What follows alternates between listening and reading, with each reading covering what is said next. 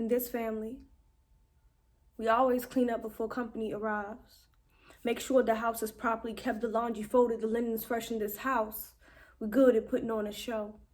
Of making sure people don't see our mess, our mistakes, our stains. We good at fixing, at refreshing, at filtering the flaws that only these walls have witnessed. How we good at putting things back where they belong. Like a child in a child's place when she wonder why that man keep coming in her room. We good at sweeping dirt under the rug. Of cramming our skeletons into the closet. How we vacuum the stench of abuse from out these carpets and call it cleanse, spot free, sparkle clean. And mama say, you better not leave them beds unmade. Better fluff them pillows like they new. Like they ain't never been used to swallow these tears. Like these sheets ain't full of conviction and comfort at the same time. You see, for a long time, Black families been shushing Black children into secrets.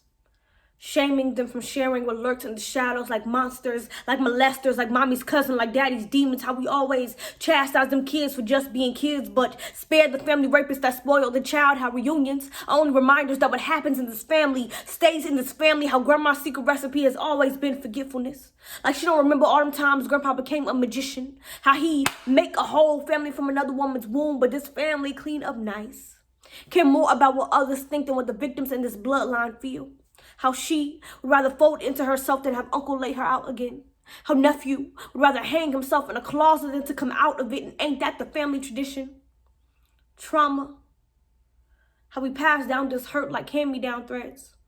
How Sunday dinners ain't quite the same when you forced to break bread with your abuser. How we always call on the Lord but forget to cast out those demons. In this family, we are a lineage of childhoods and stolen innocence. How we never talk about it even though we know it exists.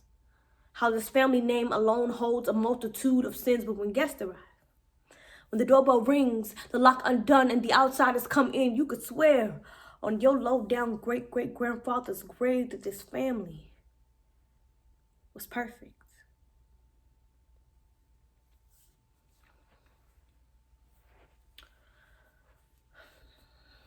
I often find myself moving when a white woman decides the space is hers. How I pardon myself.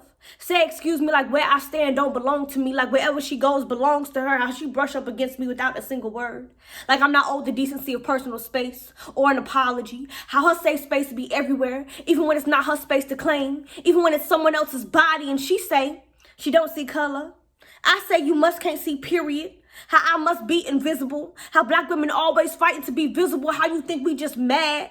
Like you don't give us a reason to be. Like you so allergic to saying excuse me but sing every nigga in your so-called favorite rapper's lyrics. How I am tired of giving you that privilege. Step off the sidewalk to make you feel more comfortable. Dumb down this vernacular so you don't feel intimidated. Got the nerve to reconsider saying a poem about white women when I'm in front of a crowd of white women. How Black people always accommodate. And I get it. I get that there's a difference. That my mother raised me with manners while yours raised you with entitlement, which makes sense as to why you think this Black body will always move out the way for you. But must I remind you that this thing here ain't new?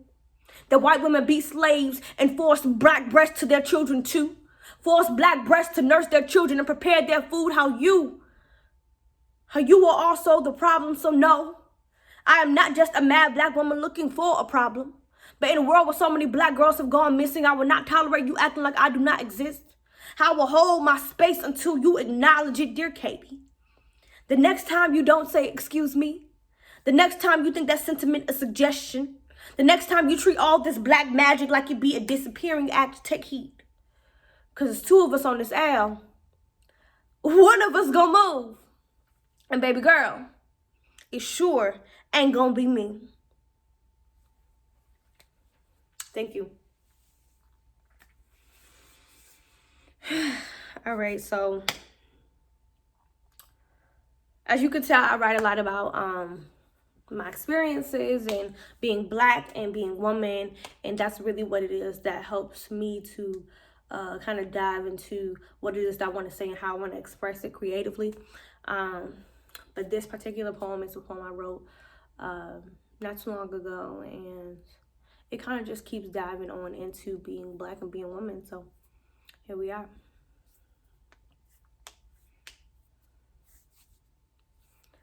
Oh,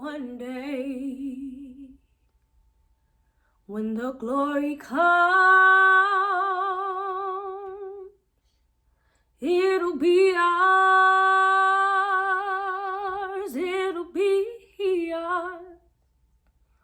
Oh, one day, when the glory comes, it'll be ours, yes, it'll be ours. For Black people, morning still comes even when the sun ain't rise. Even when the sun decides it ain't gonna show up today, guess it's tired of acting like everything's okay too. You see, we been mourning people. Never looking forward to it, but knowing it's coming, cause that's how it's always been, like clockwork. Been our people, been time and time again, been sequel. America been binge watching, Black boys' bodies being broadcasted as breaking news, as if it ever stopped being news at all for us. Mourning can happen multiple times within the same day. Not from the sun, but from our sons, fathers, brothers, daughters. We've even become mourners for Black people we don't even know. Just know they didn't deserve to go from human to hashtag. I mean, it's kind of hard not to be, especially when the fear of your loved one not coming home keeps you up all night. When you don't know sleep, so you got to stay woke, cause hope don't have enough power to heal broken skin. Hearts are homes after bullets pierced their mothers, standing on the front line of this war, being both shield and sword, both sacrifice and surrender, whatever it takes for her son to see more sunrises for us. The best part of waking up isn't Folgers. Instead, it is knowing that our mocha, latte, and espresso skin survived another day in a world that is constantly trying to mug us. We wish this country loved us coffee color people much as they love drinking it. Don't like nothing pure Black, so they put little creamer in it. Say we bitter, say if we don't like it to go back, as if we backstroked over here in the first place. Said we ingrate, said we always cry about something. I say must be nice to have nothing to cry for. Cause for us, morning always comes. But don't we stay finding ways to turn lemons into lemonade? Make chitlin and oxtail out of massive scraps, create ebonics from your forced English language, turn funerals into homegoing celebrations, a declaration that not even death can steal this Black joy. We cannot be destroyed, so bring on the morning. We got a whole lot of fight left, and yes, we tired. But look, we still here. Thank you.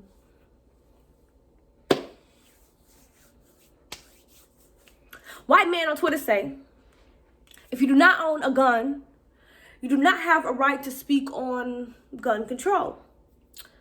And I can't help but wonder when the men in Congress grew vaginas, how they got so much to say about mine, my rights, as if contraception be a deadly thing. By all means, purchase an AR-15. But God forbid you be a woman in need of reproductive freedom. This country be a double standard disguised as morals. Be a room full of dicks sticking their head in women's business without consent. This is the country we live in. A place that I'd rather protest women's rights than protect them. And I tell him how no birth control has ever murdered a room full of strangers, a classroom of students, a concert of people just trying to have a good time, yet and still you sympathize with the terrorist. Consider his circumstances as a means to justify his actions, but can't fathom one reason why a woman would need to terminate a pregnancy. And it's funny how everyone is pro-life until it is time to ban what is necessary to keep people alive. How quickly you compromise your beliefs. We do not need your permission. Have never needed a politician telling us what to do with our own bodies, the same bodies that birth and bleed on their own, but somehow now require your assistance.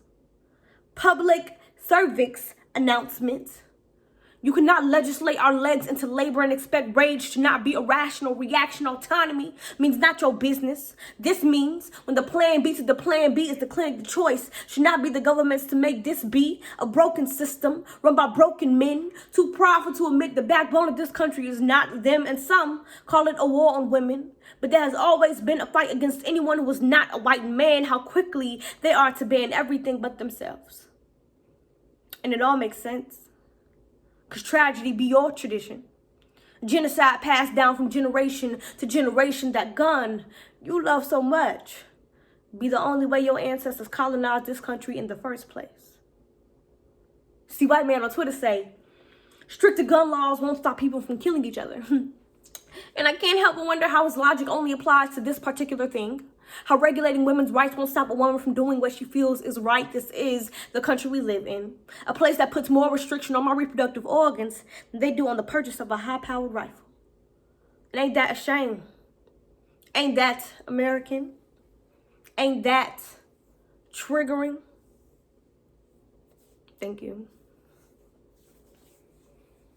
Woo.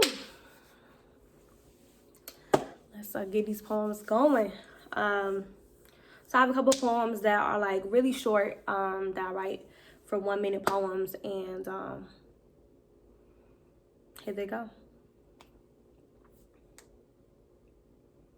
The other day, a little girl told me I was pretty, and I believed her. That night, the mirror did not confirm her compliment. There is something to be said about how we view our own bodies. How a stranger's words can make a liar of low self-esteem, yet your own assurance makes you feel like the liar these days. I scroll more than I post. Stare at my pictures till they all turn ugly, decide not to upload any of the anxiety one gets. After uploading a pic, hoping to see the many likes of approval appear on their screen, it seems as though things are not as they used to be. You see, I miss the old days. Back when my hair didn't have to be laid, body didn't have to be snatched, eyebrows weren't on fleek. A time in history when we posted pics for fun and not perfection. When acceptance was an internal thing. How sad that I'm only learning to love the edited parts of me. You see, when the little girl told me I was pretty, it made me smile. As if my ears detected something they hadn't heard in a while, and I am working on that. On seeing myself the way others do. On loving my appearance and demanding my mind to respect that decision, and not caring if society respects that decision, on loving myself more, one less filter at a time. Thank you. They say most people miss their childhood homes. But when you grow up in a haunted house, you don't miss the way the floor creaks, or how your mother's scream echoes down the hall, how her face hits the wall, the dresser, the floor, his fist. You don't miss the arguments. The late nights wondering if she'll turn into a ghost or make it to see morning. The triggers that came without warning. You do not miss the monster your father became after dark. Or a couple drinks.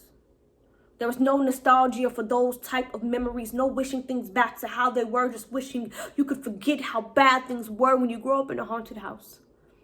You do not reminisce on the abusive plague that has made its way under your roof. How the room trembles at the raising of his voice if given the choice. You would not wish to recall the brawls that left the walls shaking.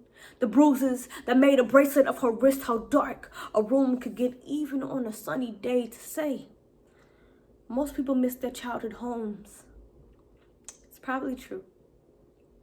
But as for me, I do not wish to reminisce on a place I am still recovering from. Refuse to call that haunted house a home.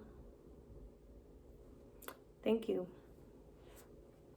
So I don't have much time left, but I'm going to run this quick poem by you guys.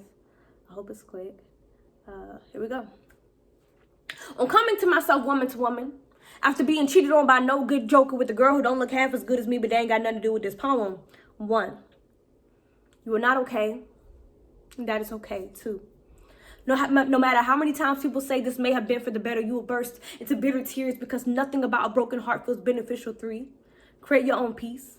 Pray that God will take away every urge for an answer. I'm sorry will not suffice. You will still stay up at night trying to piece together the times he either missed, dismissed, or completely ignored the signs for. He won't yours to begin with. Faithful men cannot be stolen. Happy homes cannot be broken. He opened the door for her. 5, you will cry.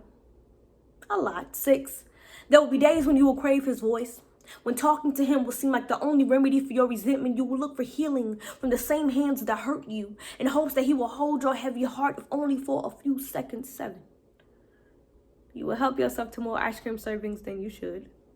Will push every man that approaches you away. Will play gangster rap and trap music because something about busting out the bando makes you feel free. 8, you will tweet, retweet, and snap every liberating phrase that conveys your distaste for him. Will want to fight his mama for not rightfully raising him, for creating him, for naming him anything other than disappointment. A girl, run. 9, you'll finally come to grips that this just won't meant to be, and that will be the most freeing thing